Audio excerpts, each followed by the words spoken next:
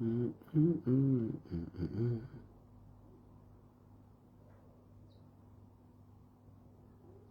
Ba, ba, ba. Beep, beep, beep, beep, beep.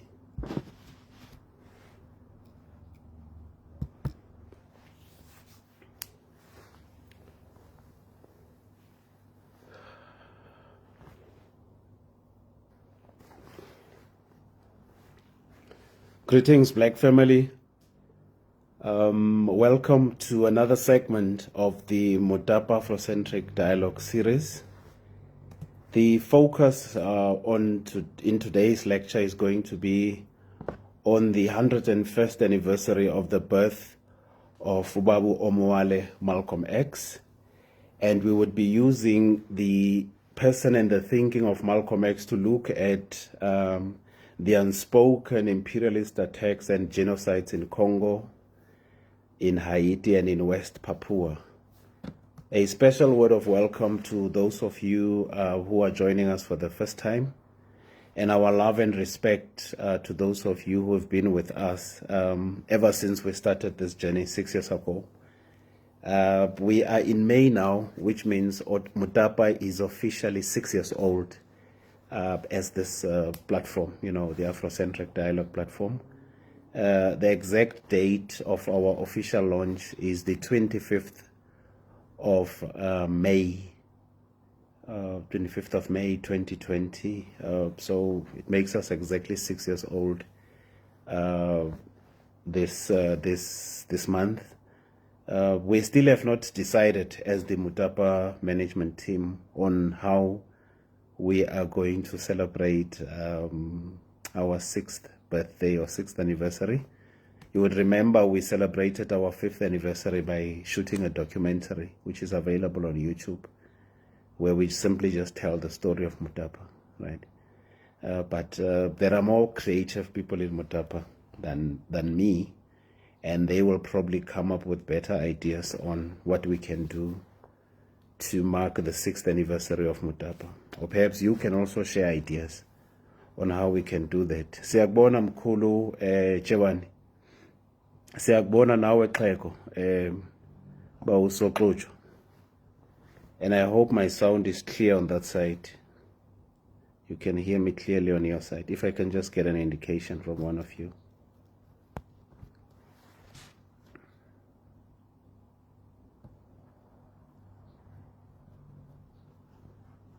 If I can just get an indication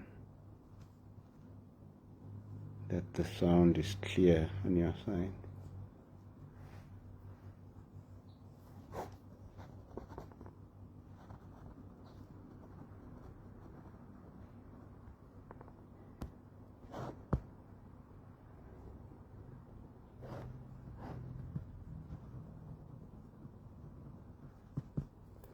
Thanks, Bawusokluju.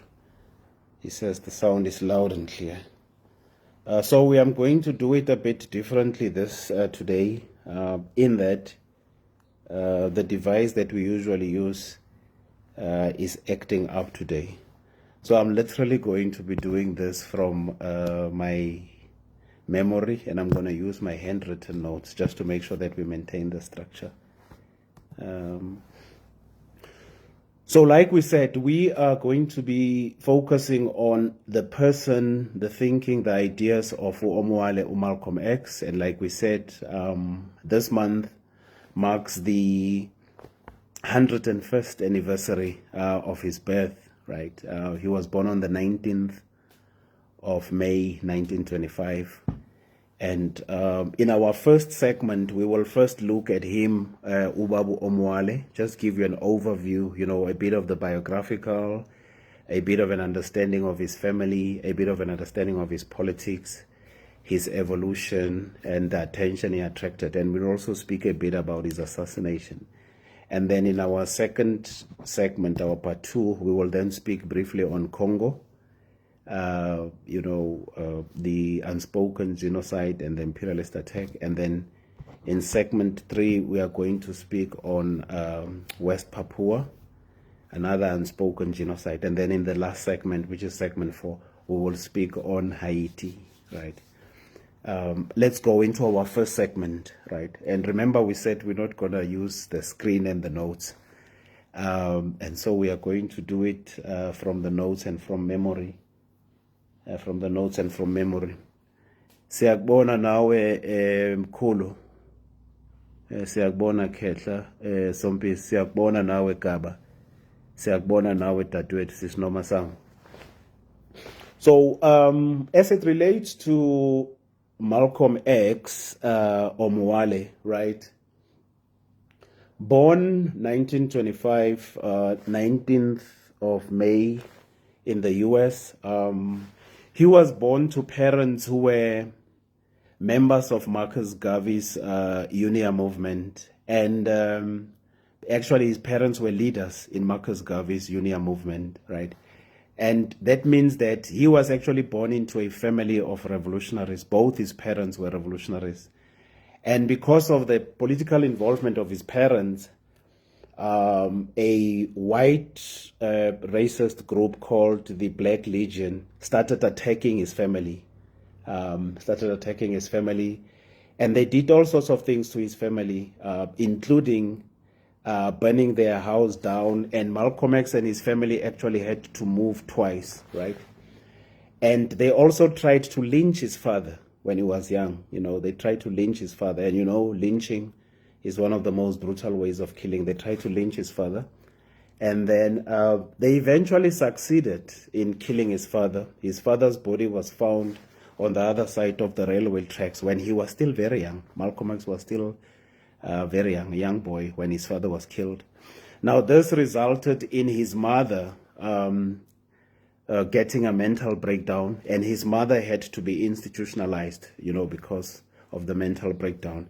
And this then led that to Malcolm X and his siblings having to be split between family members and orphanages. So they were literally split as a family because of this violence that they were subjected to by this group, the Black Legion. Now, in the process of that, Malcolm X then found himself involved in drugs and criminality, right? And over time, he got so engrossed in it that it became his early way of life. And he got arrested.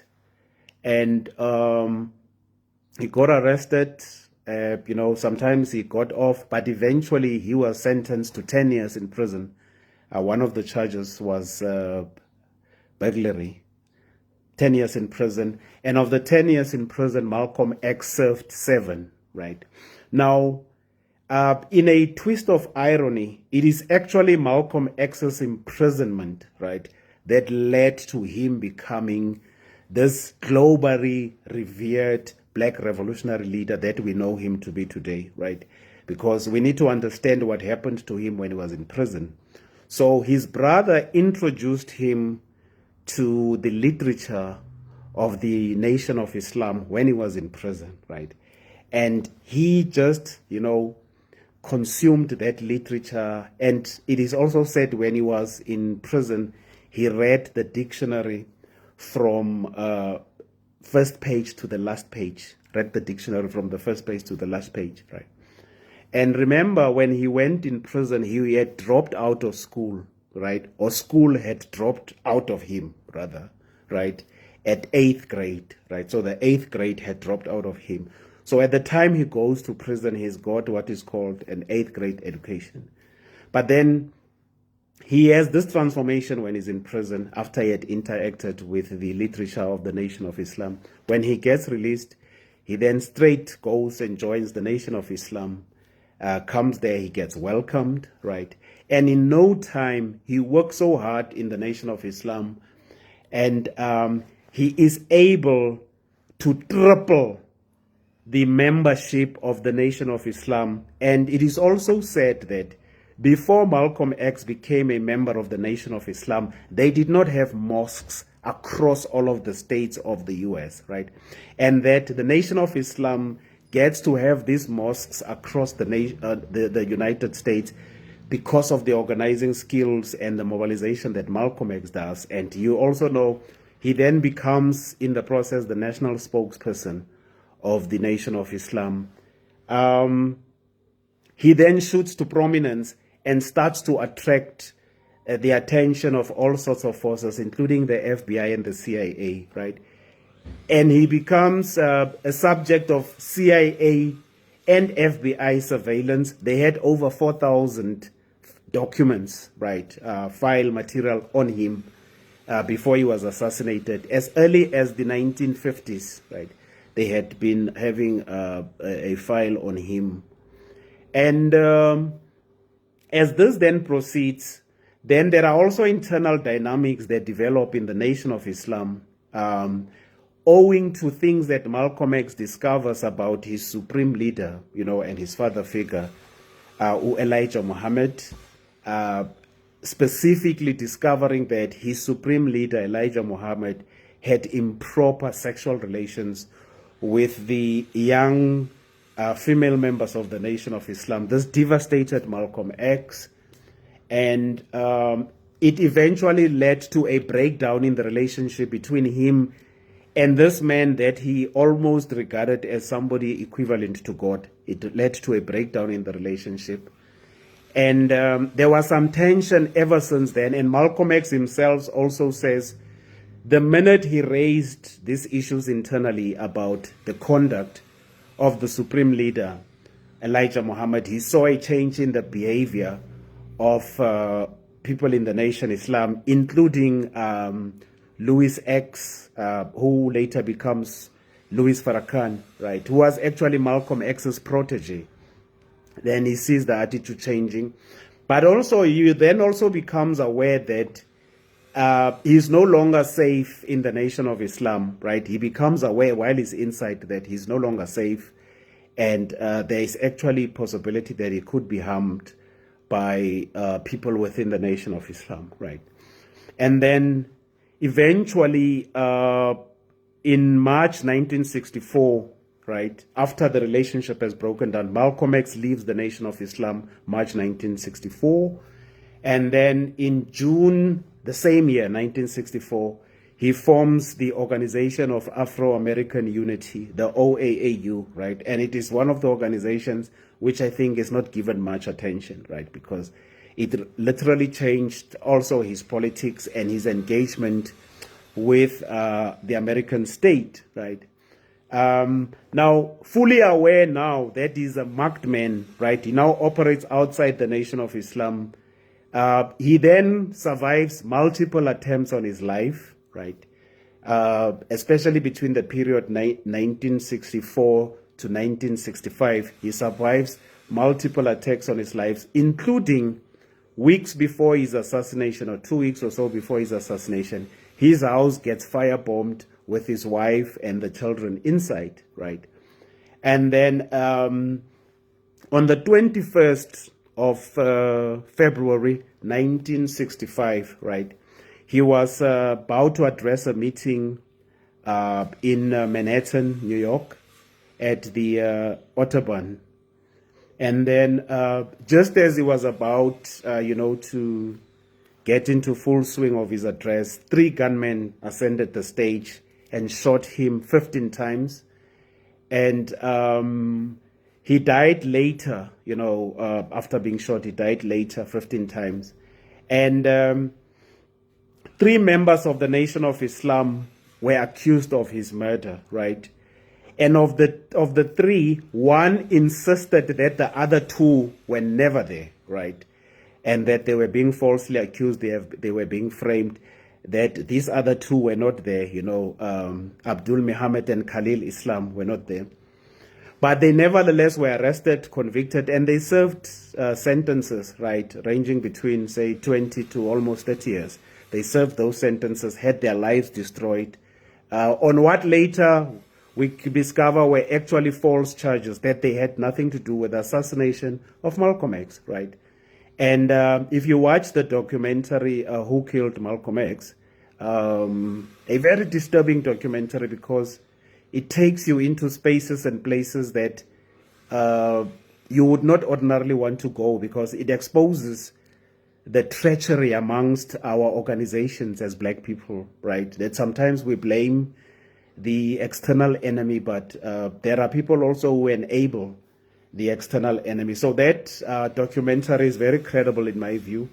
And then in 2024, the family of Malcolm X filed a lawsuit against the US government for the assassination of Malcolm X. And they specifically implicated the FBI and the CIA in the conspiracy to have him assassinated, right?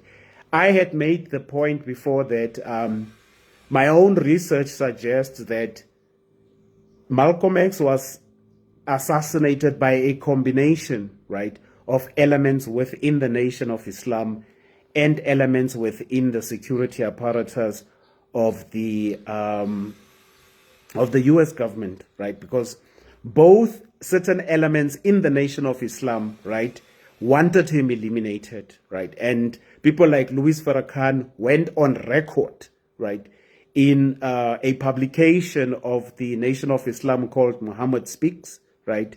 They went on record suggesting that Malcolm X must be eliminated. So there was clear expressed motive, both in the Nation of Islam, but also in the US government. If you read the declassified FBI memos of the COINTEL program, right, where they classified Malcolm X as a threat to national security, but they also classified the Organization of Afro-American Unity that he forms later in 1964 also as a threat to national security. Remember also some of the things that are not said. When Malcolm X went to the African continent, right, he did a very comprehensive tour, especially of West Africa. This is also how he gets the name Omowale, right, which we particularly like in Mutapa. One who has come home, that's what it means, according to our brothers in Nigeria. So he gets the name Omowale when he's on this African nation tour, where he meets some of the great African leaders, Ahmed Ben Bella of Algeria, Nasser of Egypt, even Kwame Nkrumah as well. And his Pan-Africanism gets sharpened, when he is there. And he actually becomes more dangerous because after he leaves the African continent, he comes to form this organization of Afro-American Unity. And one of the people who helps him conceptualize the philosophical outlook of that organization is none other than Dr. John Henry Clark, right? Now, one of the things that Malcolm X had intended to do with the Organization of African American Unity, the OAAU, was to actually go and lay charges of genocide at the United Nations against the United States of America, right? And one of the people he was working with, Gama Pinto, who was a Asian Kenyan politician, was based in Kenya. Gama Pinto got assassinated a couple of days after Malcolm X got assassinated. They were working together, right? So it's also important to understand that how he was perceived, right, at the time. And there was also an attempt to poison him when he was on the tour on the African continent. Also, we just recently discovered that there were attempts to bribe Malcolm X, right, to leave this whole Black Power thing. There were attempts to bribe him, and he refused. I only know of him, Thomas Sankara, Patrice Lumumba, right? There could be others, amongst our prominent leaders who were bribed by the forces of white supremacy and imperialism, and they flatly refused. And they ended up assassinated. Malcolm X got assassinated. Patrice Lumumba got assassinated. Thomas Sankara got assassinated. Partly because they refused to take the money. They refused to be bought. They refused to sell their souls, right? And there are people who don't understand in the Black community why we hold people like Thomas Sankara, Patrice Lumumba, Thomas Sankara, Patrice Lumumba, Malcolm X, why we hold them so high, because, they represent some of the highest revolutionary values, not just, people who speak romantically about revolution. When they were tested and they had no defense and they were by themselves, and they could easily have been killed in that moment, right? They stood firm on their convictions, and this is why we hold them so high and why we refuse to let their names die, right? Now, let's briefly then speak about what Omowale, Malcolm X, meant and what his legacy meant. So one of the first things is that the moment that is referred to as the Black Power moment in the US would not have come into existence had it not been for the person of Malcolm X. In fact, the organization that gets formed as the Black Panther Party gets primarily formed in response to the assassination of Malcolm X. So say Bobby Seale and Huey Newton, the founders, that the assassination of Malcolm X was the inspiration behind the formation of the Black Panther Party, right? And other people, Stokely Carmichael, other people like George Jackson, right? All of them inspired by Malcolm X. Even the Black consciousness movement in South Africa, right? If you study it meticulously, right, you can see the influence of Malcolm X's politics and rhetoric in the Black consciousness movement in South Africa. But of course, again, you also have to trace Malcolm X himself. You can also see elements of Marcus Garvey, right, in Malcolm X, right? In addition to the fact that his parents were Garveyites, but you also see his Black revolutionary Black nationalism, right? You can see that he drew from Garvey. And remember, Malcolm X was a bibliophile, right? He was reading voraciously. But you see that, right? So even he himself was influenced, of course. Now, the other thing that he also contributes is that he helped break the grip that white liberalism had over Black politics and Black political expression, right? Where Black politics were expressed as civil rights, right? As civil rights. And this is not to take anything away from the contribution of Dr. Martin Luther King, right? When we make this point, Dr. Martin Luther King is a substantive Black leader, is a substantive Black leader. And this observation takes nothing away, right? But Malcolm X saw through the danger of the approach of civil rights, right? Because he could not understand that why would Black people want to fight for civil rights in an uncivil society, but also within an oppressive system, that you did not have to fight for accommodation or even rights within the system. You had to turn the system against its head, which means overthrow it. And that was one of the differences between him and Dr. King, right? And Dr. King, Martin Luther King, later admits to certain people that his approach may have actually been misleading to Black people. And his words, and I'm paraphrasing, were that I may have led our people into a burning house, right? So he spoke to a couple of people. One of them is Umkhulu Harry Belafonte, right, who says they had that conversation, right? So Malcolm X helps us break with what I call beggar politics, right, the politics of begging. The other thing that Malcolm X also does is that he gives us a language, a idiom, a lexicon, a grammar, right, of resistance, in that we use our own language tool, our own framing. And if you listen to him, he's able to do that. Then there is what I regard as the greatest genius of Omowale, in my view. Remember, he goes into jail as an 8th grader. He comes out to become a mesmerizing orator, an incisive thinker, a precise logician, a breathtaking debater, all of that, right? And he achieves all of those things, right, in a period of 13 years, right?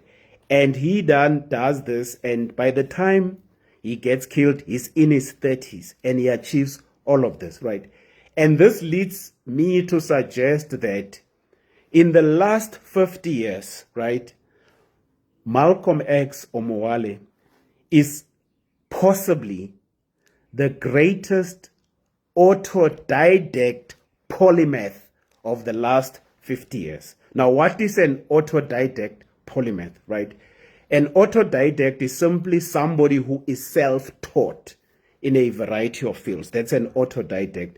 And a polymath is somebody who's got in-depth knowledge in a variety of fields. So if you bring that together, it gives you the formulation autodidact polymath, right? And I regard him as the greatest autodidact polymath of the last 50 years, right? And if you listen to him debate and discourse with scholars, political leaders, etc., right, Malcolm X had a different level of sophistication, right? All of which was self-taught, right? And this is why I insist on calling him the greatest autodidact polymath of the last 50 years. That is Baba Omowale. Which brings us to part 2, Congo. And then we will go to Haiti and then West Papua. Now, before we even go into Congo, Congo is associated with Patrice Lumumba. After the assassination of Patrice Lumumba, he was assassinated 1961. Malcolm X is assassinated 1965, right? So one of the things that Malcolm X says in an interview when he is asked about the assassination of Patrice Lumumba, Malcolm X says, Patrice Lumumba is the greatest black man to ever walk the African continent. This is what Malcolm X says about Patrice Lumumba, right?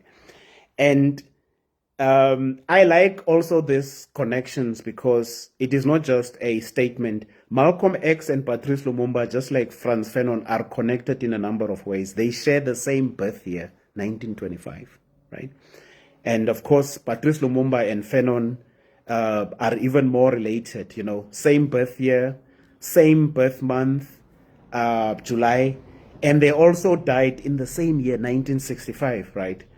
And also in their case, Fanon and Patrice Lumumba, they met in the physical, right? They met for the first time in December 1958 in Ghana at a conference organized by the great Kwame Nkrumah, right?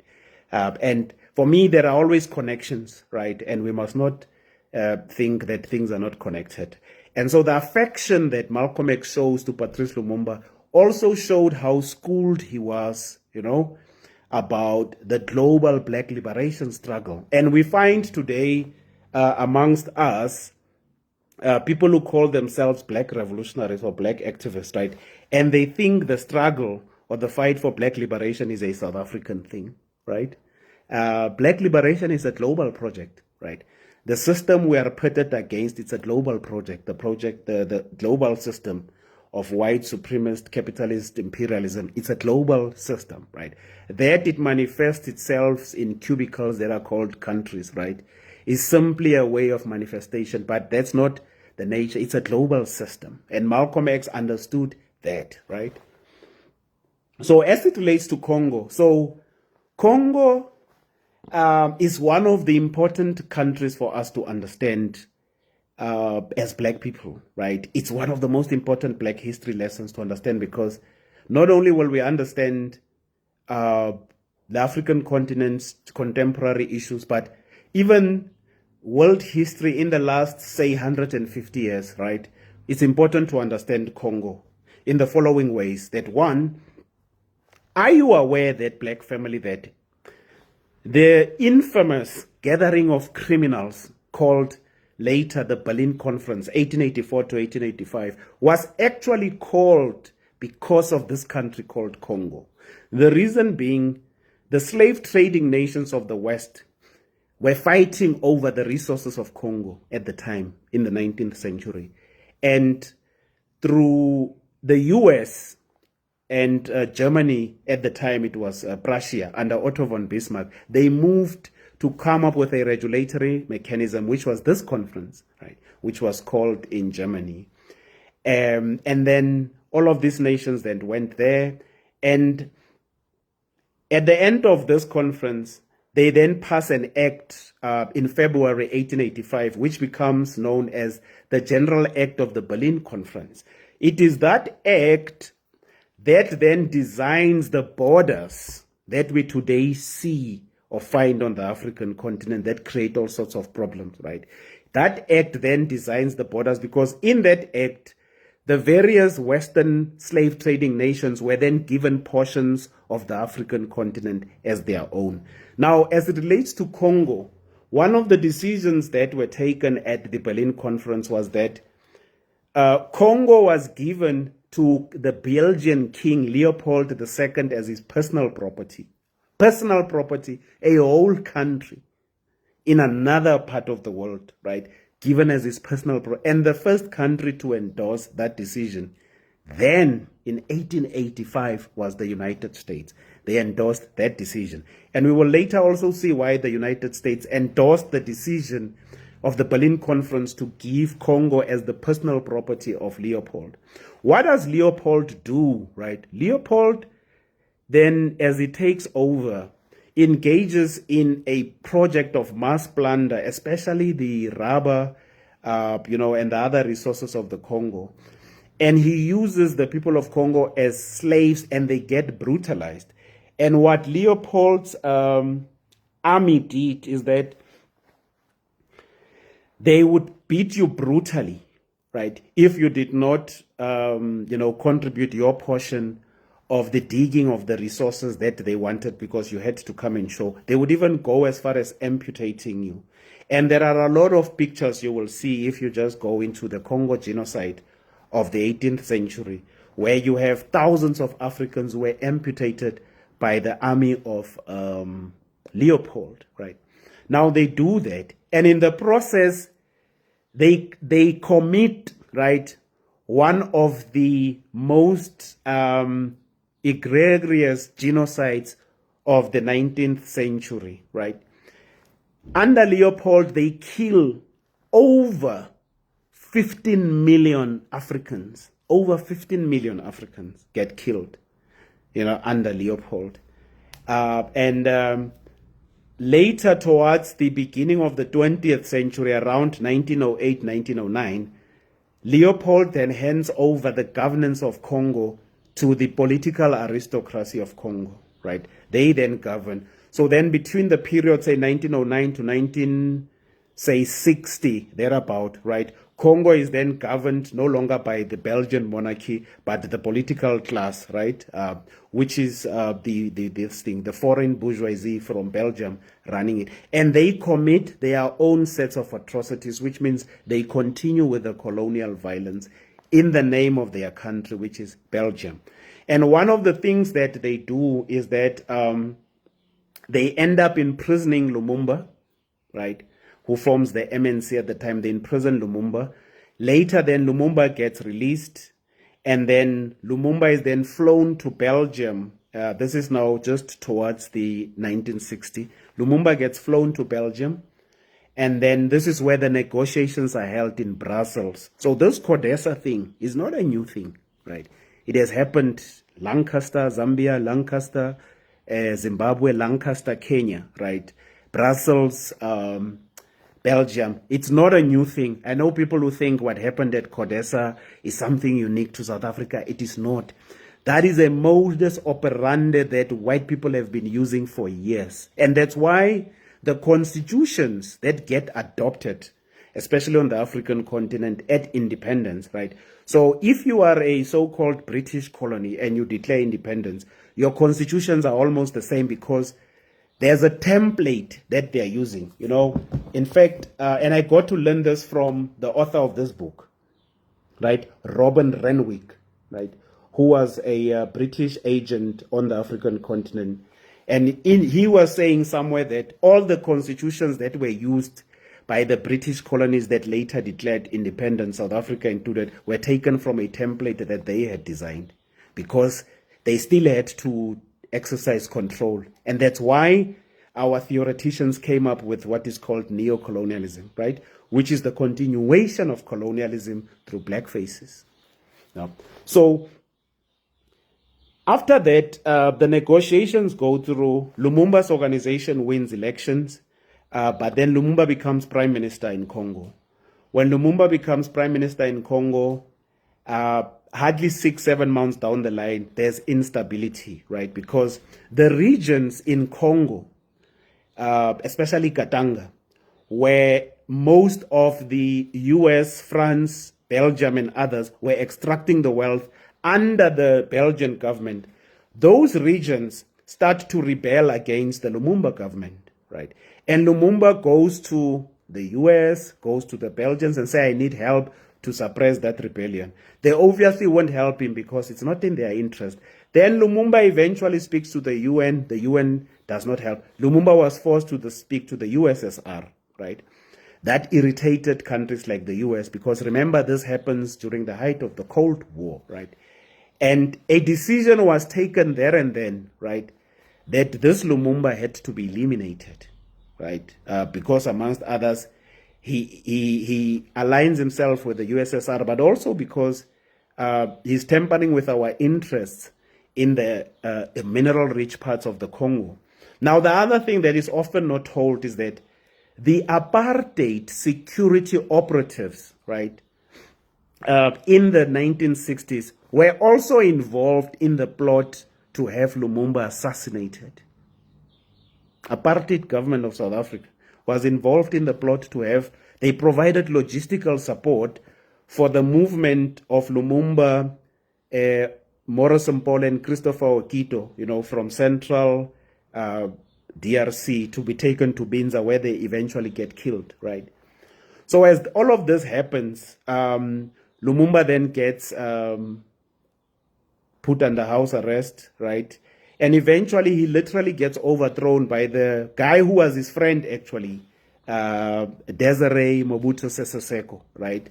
Overthrows him. Later we then learn that Mobutu was nothing else but an agent of the US. That's what he was, inside the government of, I think, of Lumumba. So Lumumba then gets overthrown on that basis, right? And then they eventually then arrest Lumumba, humiliate Lumumba. Now, the speech that Lumumba delivered when independence was declared, right? Remember also, I don't know how many of you are aware, Lumumba was not on the program during the independence ceremony when it was formally declared. Lumumba imposed himself on the program. But that speech that he delivered there, after he was overthrown and captured by the Mobutu soldiers, Lumumba was made to eat that speech. And if you go to the internet and you check Lumumba's arrest, etc., you will see where he is handcuffed with Okito and Mpolo, right? And the soldiers standing there. You will see there's a part, if you watch the video, he is being force-fed a paper. That paper is made to eat is the speech he delivered, right? So long story short, Lumumba, Okito, and Mpolo got assassinated through a firing squad with the help of the CIA, the Belgians. The South Africans provided logistical support as well, right? And they get assassinated, firing squad, their bodies get buried in a shallow grave. Later, their bodies get exhumed, and their bodies get they get dissolved in sulfuric acid, right? Now, Gerard Suter, one of the Belgian police who participated in the destruction or the dissolving of Lumumba's body, right, took parts of Lumumba's hand and the tooth with him as a souvenir to Belgium. Some of you would remember that 5 years back, when the DRC under the current president Tshisekedi celebrated their independence, they had a ceremony to repatriate Lumumba's remains. The only thing that came back was Lumumba's tooth. The rest of Lumumba's body is gone. The same with Okito, the same with Mpolo. Body gone. And there's a case that is on now in Belgium, I'm told, where they are trying to see if they can't prosecute the Belgian police officers who were involved in Lumumba's assassination. I don't have, my hopes are not up as it comes to that. Now, why was all of this done? This was all done because Lumumba came to disturb a project of imperialist plunder that has been going on for a long time in the DRC, right? By various countries, Belgium, France, the US, Britain as well, had a lot of interest, and they had divided the Congo amongst themselves. I don't know if you are aware that the bombs that the US dropped on the Japanese territories of Nagasaki and Hiroshima, the bombs that they dropped, right, the atomic bombs that they dropped, the what is the this thing this thing that was used, the ingredient there, the uranium that was used in the manufacture of the bombs that the US dropped in the 1940s in Nagasaki and Hiroshima, right, where they killed thousands of people. 80% of that uranium came from Congo because the US had control over that, right? And it is because the US wanted to maintain its control over what it classified as strategic and critical minerals. So this thing of the strategic and critical minerals did not start with Trump, the interest in strategic and critical minerals. They now call them rare earths. That's the other word they use now, the rare earth. It did not start now, right? Remember also, there was an agreement that was signed, very suspicious agreement. I don't know if you followed it. Last year, December, if I'm not mistaken. I think it was just after the US launched airstrikes in Nigeria. Last year, December, in the US, in Washington, there's an agreement that was signed between the DRC, the US, and Rwanda, right? Go and study, I wrote about it, go and study the text of that agreement, right? That agreement essentially gives the US unfettered access to the mineral wealth of the Congo, right? And it also puts countries like Rwanda in the picture to continue help facilitating the theft of the wealth of Congo, right? And even the president of Rwanda was exposed in many videos, when he had been denying, also his involvement. There are videos where he was found admitting that they are highly involved in what is happening, especially in the east of the DRC, right?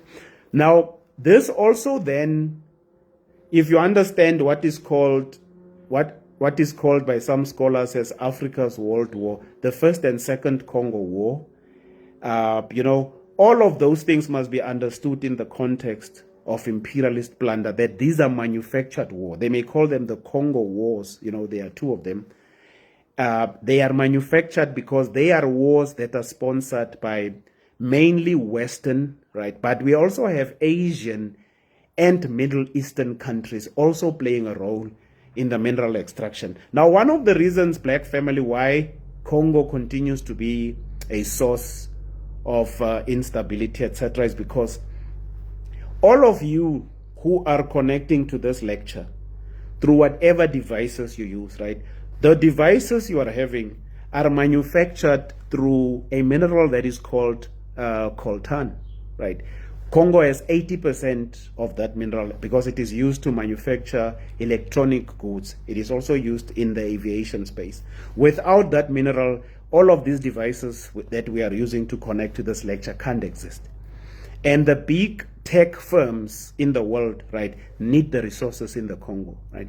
And they are taking those resources illegally through the bloodshed. So the genocides, and not one, the genocides that have been recurring in the Congo, the displacement of people and the mass rape of Black women, right, that is happening in Congo currently, is happening so that Western, Asian, and Middle Eastern plutocrats or multinationals can benefit, right? Because it is a project of Western extraction that is happening there. But here is the last thing I want to say on that, is that the genocide in Congo, right, is not trending in the news, right? And every time, you must notice, when it is on the news, it comes on the news when the focus is on the armed conflict. This mind-numbing, looking at the humanitarian situation, the displacement of people, right?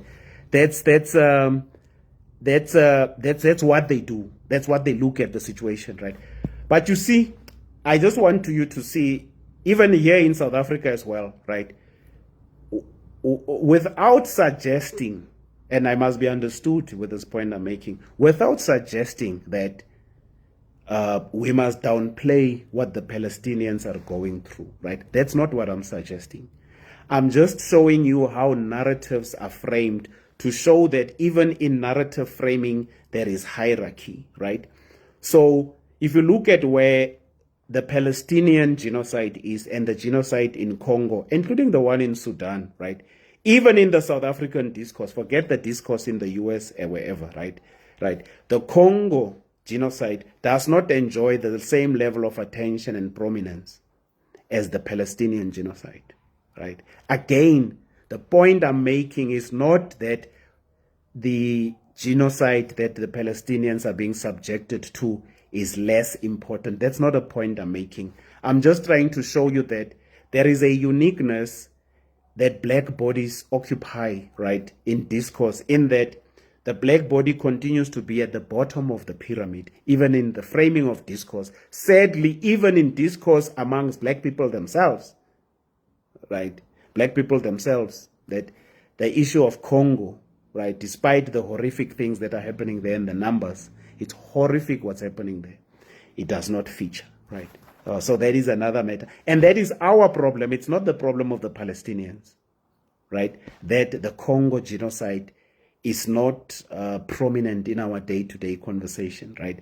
And there could also be black people.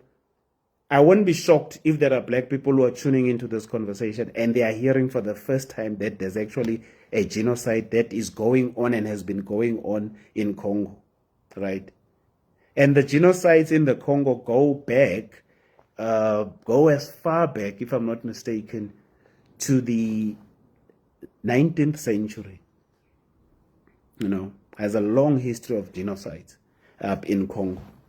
So we leave that there. So the point being made here is that we must take an interest in understanding the proper history of Congo, and we must take an interest in making sure that we tell that history, right? Just as we speak about injustice in other parts of the world, we must have a similar appetite to speak about injustice on our own continent, right? And it is embarrassing to see how African leaders speak about injustice everywhere, except for on the African continent, or even in their own countries, because there are also problematic regions in the various African countries where people are dying needlessly.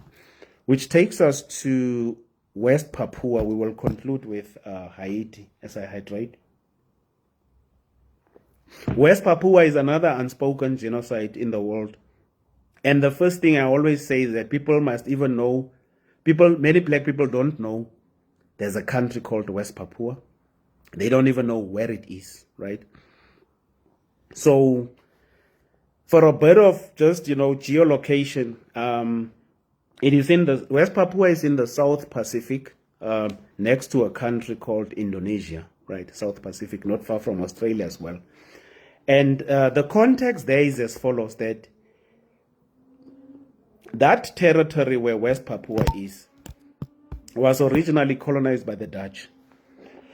And the Dutch created a colonial infrastructure, as usual, which is defined by violence, racism, etc., exclusion, and mass murder and rape.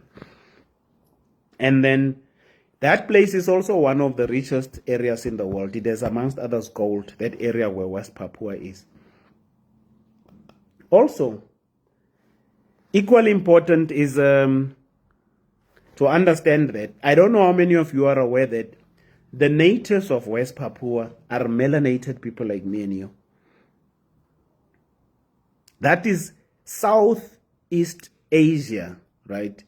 But look at what the people of West Papua or Papua New Guinea look like, or the Solomon Islands or Vanuatu, all that rim, the Pacific rim. They look like me and you, and they are native people there.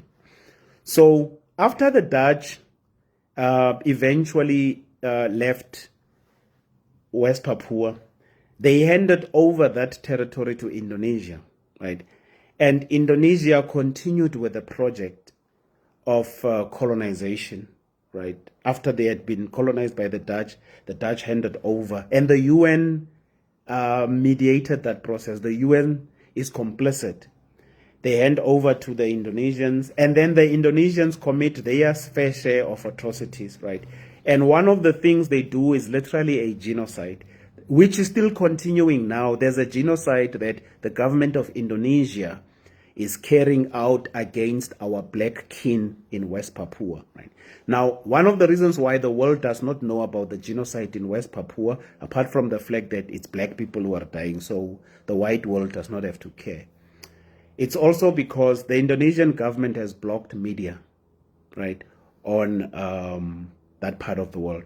And I must also say, our people in West Papua are waging resistance gallantly, right? There are many liberation movements in West Papua, and they are being supported also by the neighboring countries, black countries like Vanuatu, like what is this other country? Vanuatu, Papua New Guinea, who are supporting them also, and they have a regional body that looks at the issues of national liberation there, right?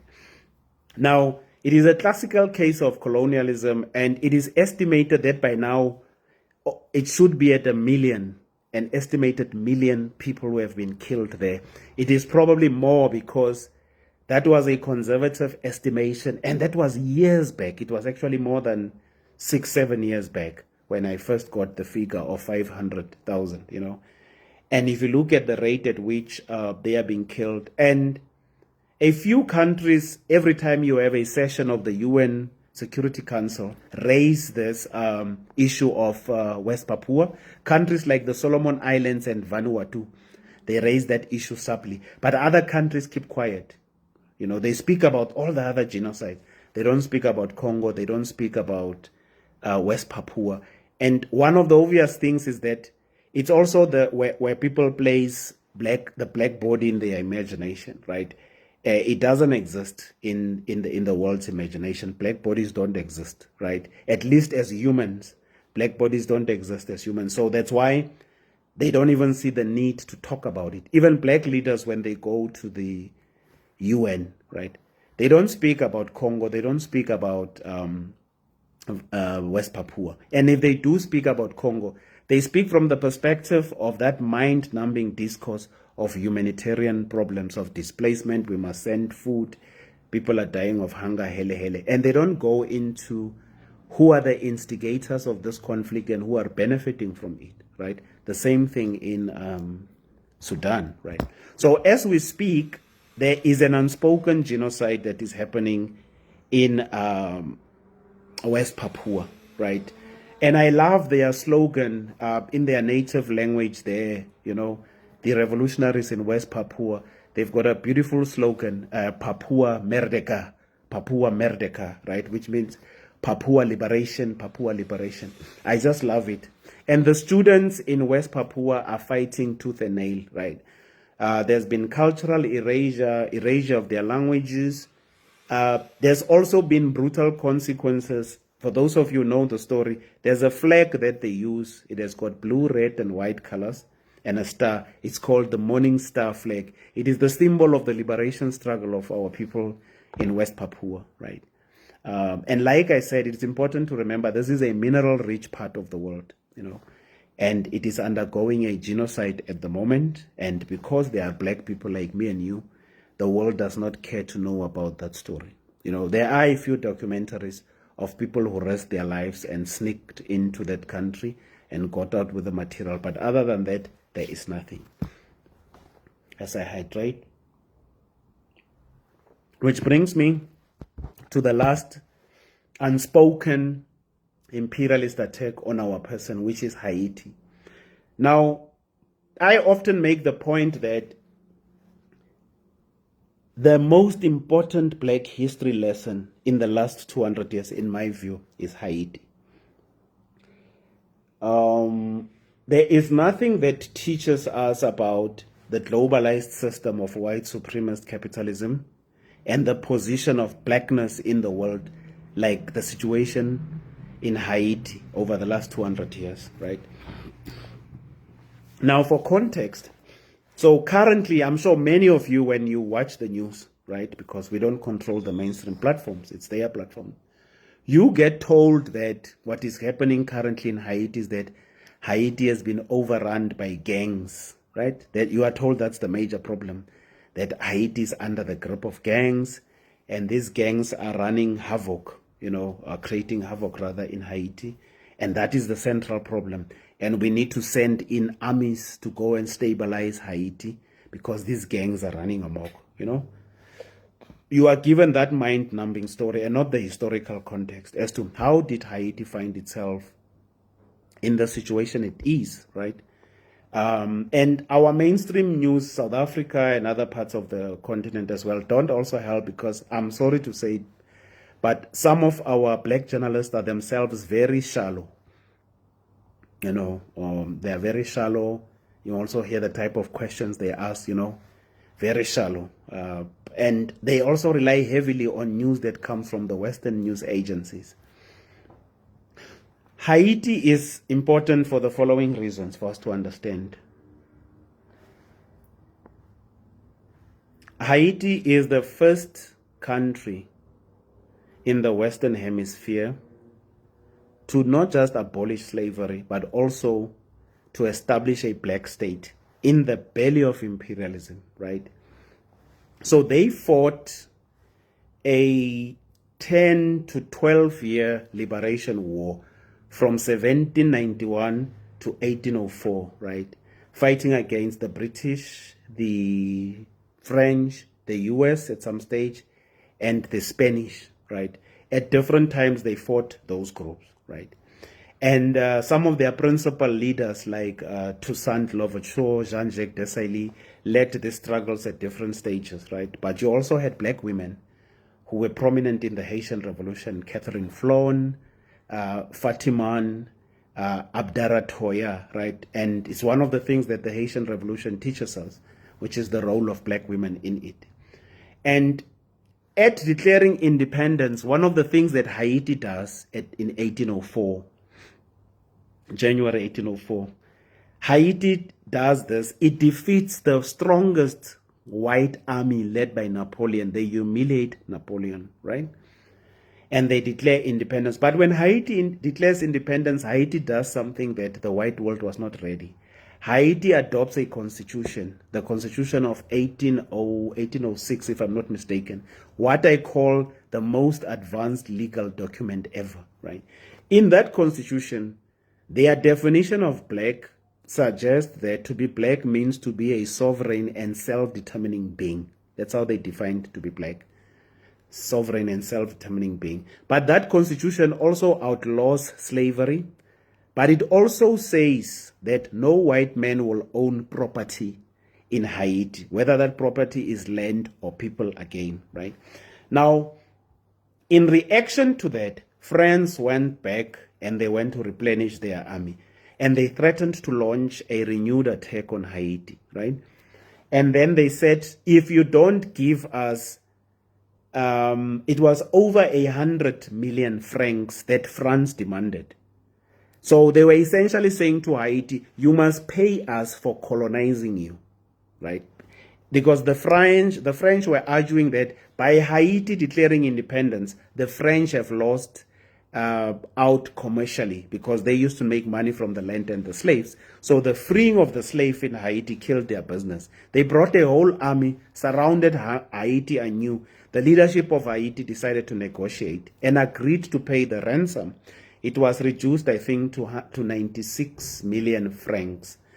Haiti was only able to repay that money in full in 1947, right? Look at that period, 1805 to 1947. From that period, 1805 to 1947, Haiti experienced all sorts of economic problems. The Haitian economy could not grow because a huge portion of their national income had to go to this debt, right? And here is the funny thing. Haiti had to go and borrow money from the French bank, right, to pay the French this ransom. Are you also aware that the money that France extorted from Haiti was used in part to build one of their proudest monuments, the Eiffel Tower? The Eiffel Tower was built with money that was extorted from our ancestors in Haiti. Now, one of the things that Napoleon says after his army gets defeated, Napoleon says his fight to stop the liberation project in Haiti had nothing to do with warfare or the military. But he was afraid that if Haiti succeeds, right, what Haiti would represent for the black world, right, and it might inspire a global rebellion against white supremacy, because Napoleon's objective was to strengthen white supremacy globally, right? And this is why the US took about 50 years or so to formally recognize Haiti. Haiti is just across the US, 50 years or so. And one of the reasons why the US did not want to recognize Haiti was because to recognize Haiti might inspire slave rebellions within the US, because the US knew that it was the #1 slave trading nation in the world, that its economy was built on slavery, or the slave economy. So to recognize a country that has fought against slavery and has outlawed slavery might give inspiration to the slaves in the US, the black people who were enslaved rather. But it did not help, because one of the biggest slave rebellions in the US, 1883, I think, if I'm not mistaken, the Nat Turner uprising, right? So Nat Turner, who led the uprising, later in some book, Nat Turner says, because he's one of the few slaves who could read, that one of the things that inspired him in the US to rise up against the slave masters was because he read about the gallant stories of Toussaint Louverture, Jean-Jacques Dessalines, Catherine Flon, etc., right? And so it did not really help much, right? So, but then, this then put Haiti on a path of incessant instability, right? So from the 1800s, the 1900s, in the 20th century, between, say, 1915 to about 1950, the US occupied Haiti for 19 years in the first half of the 20th century. The Citibank of New York in the US controlled the national finances of Haiti, and they destabilized the national treasury of Haiti. That is in the first half of the 20th century. After that, Haiti then gets ruled by a number of US puppets, right? The two prominent ones being the Duvalier dynasty, who's called Papa Doc, and then his son who took over, Baby Doc, who rules Haiti with impunity, but they are puppets of the West. Now, the origin of the gangs that are aligned to politicians in Haiti starts with the reign of Duvalier, right, in Haiti, because they then come up with a gang which is called the Tantan Macoup, who are associated with them. And then this gang culture, gangs that are used by political thugs, gets entrenched in Haiti, right? So it is a lie, it is a distortion to create the impression that the gangs that you find now that are being run by black young people there are themselves the problem. Those people who lead those gangs are victims of imperialist concocted plan, right? It's not the gangs that are the problem, because it is the corrupt politicians who were in the pocket of the US who used those gangs to terrorize legitimate concerns of other people, because they kept their control.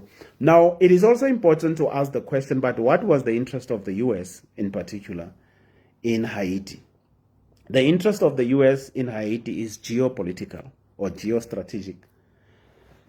If you read what the US calls the Monroe Doctrine, in terms of the Monroe Doctrine, the US regards the Western Hemisphere, which includes Central and Latin America and the Caribbean, where Haiti is. It regards the Western Hemisphere as its sphere, according to the Monroe Doctrine. And they say no other power must interfere with their interest in the Western Hemisphere. And this is why the aggression towards Cuba must also be understood in the context of the Monroe Doctrine. The aggression of the US towards Cuba must be understood in the context of the Monroe Doctrine. So the US could not afford to have right next to its doorstep another country that is independent and is not controlled by them. And this is why they destabilized Panama. They destabilized Hawaii, right? Remember Abens.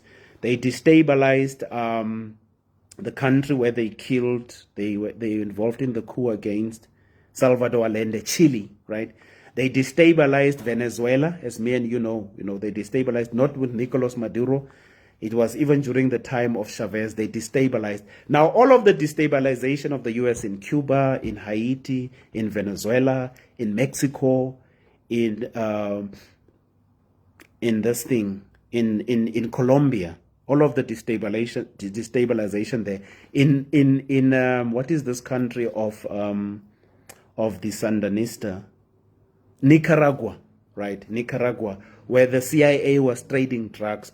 All of that destabilization in Central and Latin America and the Caribbean was in the context of the U.S. controlling that sphere as its own sphere. So Haiti did not have to fall in the hands or the influence of Cuba, for instance. That's why the U.S. had to make sure they either control it or they destabilize it, right?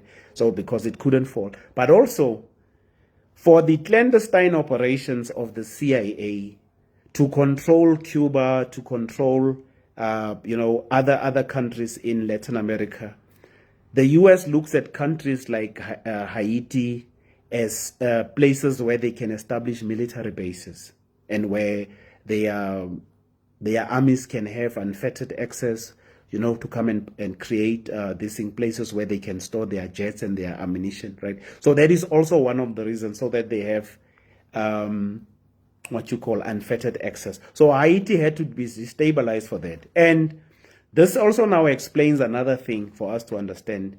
There's a leader of Haiti in the 90s who won elections twice and was overthrown twice through U.S. coups, Jean-Bertrand Aristide. Some of you would remember Jean-Bertrand Aristide was at some stage in South Africa. He spent about 7 years in South Africa. He was received by the government of Ubabu Thabo Mbeki, and later he was hosted by the government Kababu Jacob Zuma. And then he left the country under Ubabu Jacob Zuma. He and his wife stayed in South Africa, and they even continued their studies through UNISA. He was a legitimate leader of Haiti, was overthrown in 2 coups. Now, I don't know if you're aware that Obama specifically called to want to instruct President Zuma and President Mbeki that Jean-Bertrand Aristide should not be allowed to come back to Haiti. And both Presidents Zuma and President Mbeki refused, right? And when President Jean-Bertrand Aristide wanted to go back to Haiti, they allowed him to go back to Haiti, right? And I think he left via Lanseria. I always talk about my fascination with his PhD that he got through UNISA, which looked at the relationship between Haitian Creole and isiZulu. And the PhD thesis is titled Umoya Wamagama. And when he left, he's from Haiti. When he left South Africa, at the media briefing at the airport, he addressed the media briefing as Intungwa, isiZulu. It was just something fascinating for me. So Haiti is being attacked today, 200 years later, because of what Haiti represents historically as the nation that effectively defeated some of the strongest white supremacist nations in the world, but also as the country that abolished slavery long before other Western countries abolished slavery. And I always make this point: if you are a black person who studies law and you are interested in becoming a legal scholar, etc., please go and study the Constitution of Haiti, which was adopted in May 1806. In my view, it is the most advanced legal document in the last 200 years. And in South Africa, we like talking about our constitution, and we shower it with praise. We must go and look at the Constitution of Haiti adopted in 1806 so as to understand what it means to have a constitution that is a reflection of black people, right? The Haitian constitution offers us that. The other important point to make relating to the Haiti issue is that I did make that point, but it is important to emphasize it. Haiti also shows us the important role that black women have played in the revolution, not in politics, in the revolution in Haiti, right? And we talk about the Haitian Revolution with pride. Had it not been for those black women, the flag of Haiti was designed by Catherine Flon, right? She is regarded as the foremost black revolutionary feminist, right? Catherine Flon. One of the principal leaders of the Haitian Revolution, Jean-Jacques Dessalines, was taught military science and combat by a woman called Abdara Toya, right? Who taught her that. And another important thing, the flag of Haiti actually inspired the flags of Colombia and Venezuela. You see, those flags of Venezuela and Colombia got their inspiration from the flag of Haiti. The leaders of what you know as the Bolivarian Revolution, Simon Bolivar and Francisco Miranda, were at some stage in Haiti physically, right, to go and organize their own revolution and the freedom for, amongst others, for Colombia and Venezuela, etc. Now, the majority of countries in what is called Latin America or South America owe their independence to Haiti because the people of Haiti fought in the liberation wars of majority of the countries in Latin America. And that's why in countries like Venezuela, I know in Venezuela, and to some extent in Colombia, there are monuments in those countries that pay tribute to the revolutionaries that came to donate their blood in Haiti. Lastly, when you deal with what is called racist epistemology or anti-black epistemology, right, which is nothing else but racist approaches to knowledge, right, which continues to be a problem. I don't know if you thought about it. How come we know a lot about the Russian Revolution, the French Revolution, right? And you must see how we kukumala when we talk about the Russian Revolution, the French Revolution, right? How come that we don't know about this particularly important revolution, the Haitian Revolution? You know, one of the reasons why black people do not know or they are not taught about the Haitian Revolution, it's because the Haitian Revolution kicks all of the hogwash you were taught about these other important revolutions, because the Haitian Revolution turns the historical narrative of the last 200 years on its head.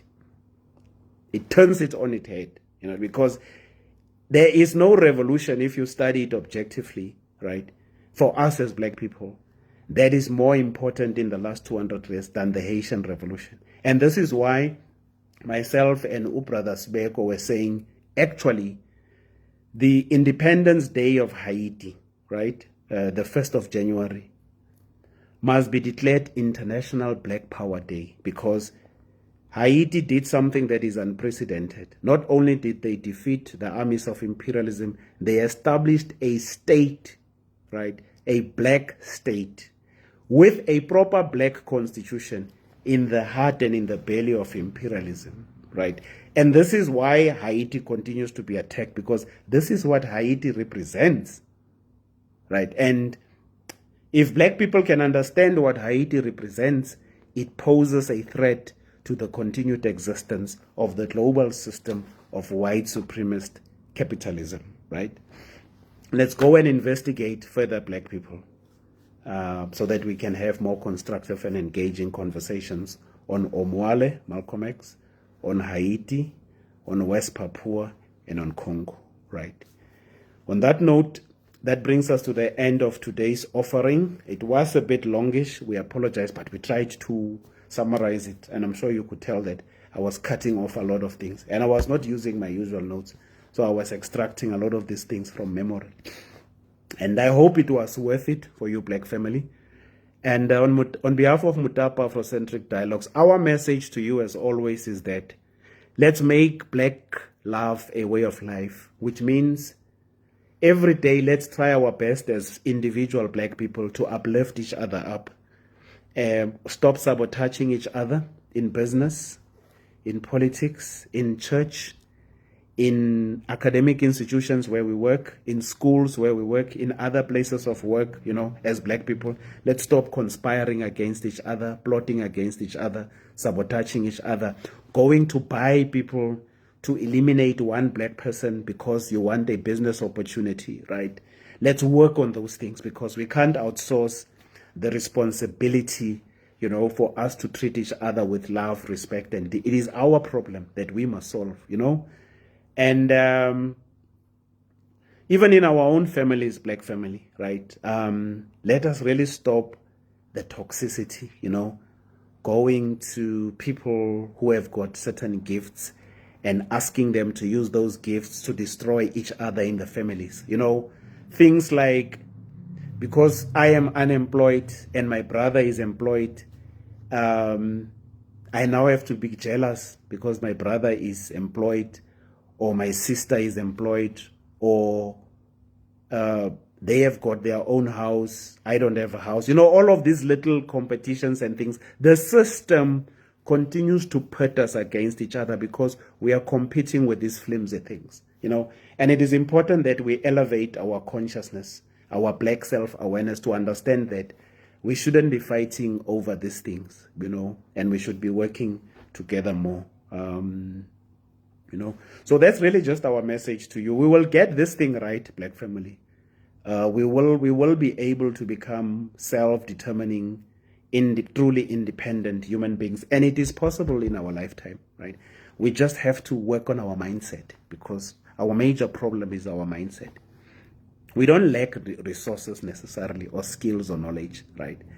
Our mindset, we just remained trapped in the programming of our colonial invaders. So the minute we can liberate ourselves from the people who programmed us, you know, to behave the way we behave, I'm sure we would be on the way to achieving something much greater, you know. Peace and black power. Tsamaku, lesedi, makukanye, makosa makulu.